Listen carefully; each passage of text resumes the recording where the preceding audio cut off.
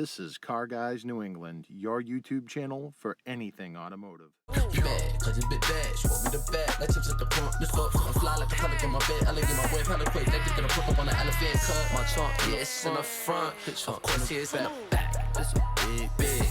It's a real big difference. You just want a club. I just need them racks. You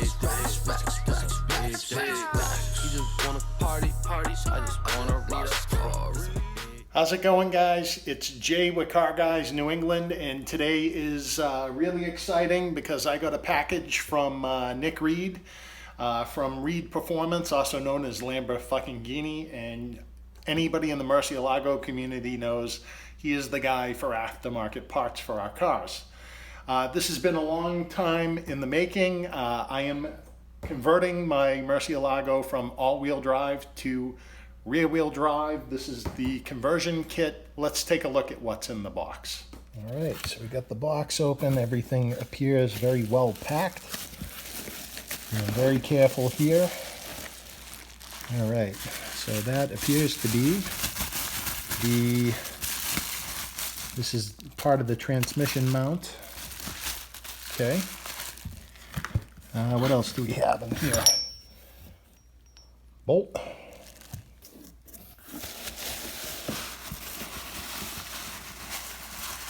Oh, here's the titanium axle deletes, and these are machined beautifully. Very nice. Okay.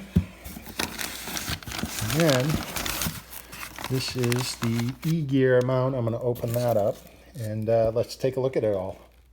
All right, so here's everything in the kit. You have the transmission mount.